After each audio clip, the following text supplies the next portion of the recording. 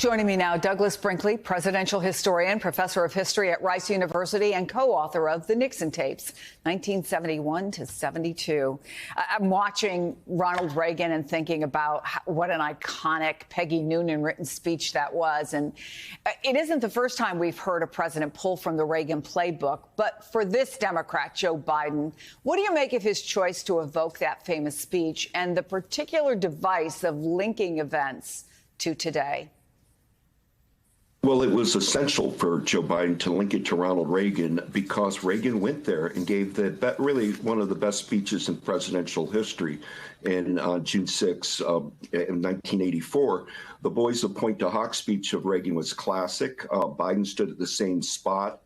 These were the U.S. Army Rangers, 2nd Rangers Division, who came and climbed those cliffs 100 feet straight up to destroy with thermite grenades and, gun-to-gun combat, destroyed these giant blasting guns that were pointing out over the English Channel. And by their valor there at Pointe du Hoc, it allowed so many Americans not to get slaughtered at Omaha and Utah Beach. I'm here in Simi Valley. Yesterday I was with Peggy Noonan and all the people that were part of what we consider in presidential history great stagecrafting by Mike Deaver, that incredible spot in Normandy by the White Crosses and the Stars of David. And it's become a place to go to talk about democracy and the cost of freedom. And so I think Biden connecting it to Ukraine, talking about Putin being a new authoritarian threat like Hitler was, back in World War II was apropos. Peter Baker wrote about this in the New York Times. I'm going to quote from him.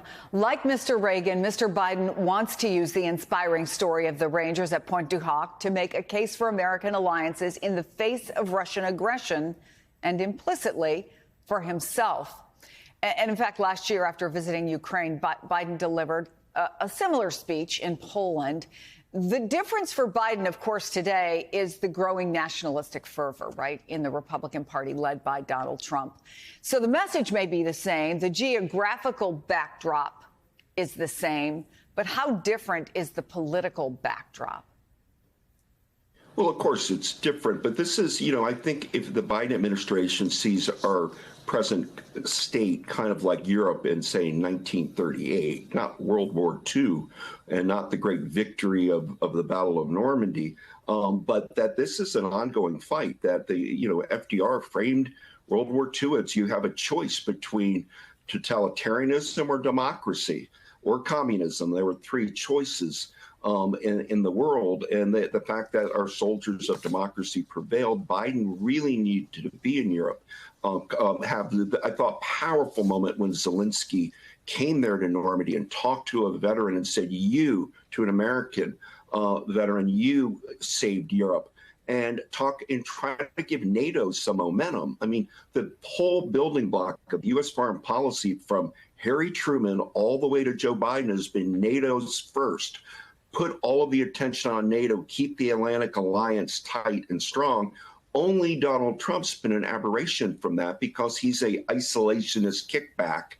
And we had a lot of isolationists in the 1930s that just wants America to pull up a wall around the U.S. and don't engage or help countries in need. Biden, I think correctly, is up the ante that we are going to stick by Ukraine come hell or high water. Half the Republican Party's with Biden on this. So it's going to be a big issue in this campaign. And it'll be curious to see how Trump talks about Ukraine, because I was aghast when he backed off of supporting Zelensky and our Democratic ally in Ukraine and seemingly is favoring Putin. And Trump had said you could do whatever you want with the NATO countries if they don't pay their bills, and saying all this, ugly raw meat kind of thing. NATO is the United States. It's how we keep democracy alive and well at home and around the world. We always have talked about whether or not we as citizens have learned the lessons of history. And it occurred to me as I was watching the events unfold over the last 24, 48 hours or so, this will almost certainly be the last U.S. president who will have been alive on the actual D-Day. we look at those incredible men who, and quote my colleague Kelly O'Donnell, showed, this life force to make this trip back one more time, but they are in their 90s. Many are over 100, probably the last time that they will go to Normandy.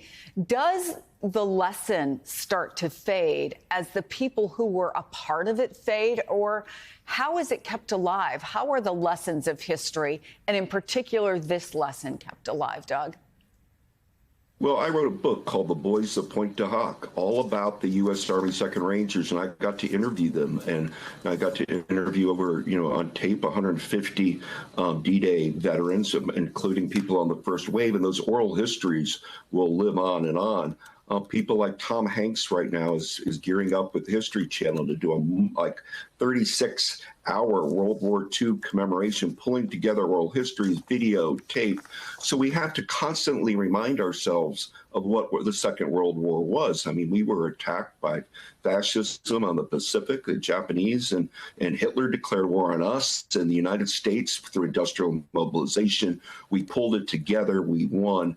And I do worry that was the World War II generation, or what Tom Brokaw dubbed the greatest generation, disappears.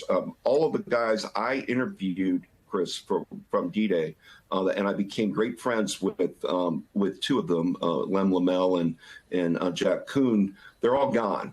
Here I interviewed all these people and they're gone. And so, but we've got to keep remembering them. And I credit Reagan for making June 6th this day that presidents have to go and think about the cost of democracy. Before Reagan, we would focus in our country on Pearl Harbor. Well, Pearl Harbor was about unpreparedness. We lost the Battle of Pearl Harbor. June 6th reminds us of what a democracy can do. And how, if we put our shoulders to the wheel, the democratic traditions can reign around the world. So I find it very significant that whoever is president goes on June 6th and remembers the fallen heroes of the Second World War and the liberation of Western Europe that commenced, even though it was a hard road through after Normandy to the Battle of the Bulge and the march to Berlin.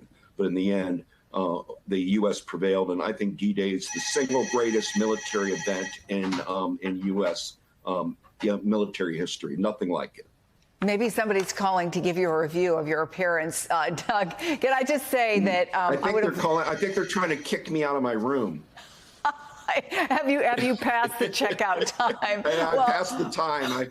I saw them people loitering in the hall saying, "When is he leaving the room?"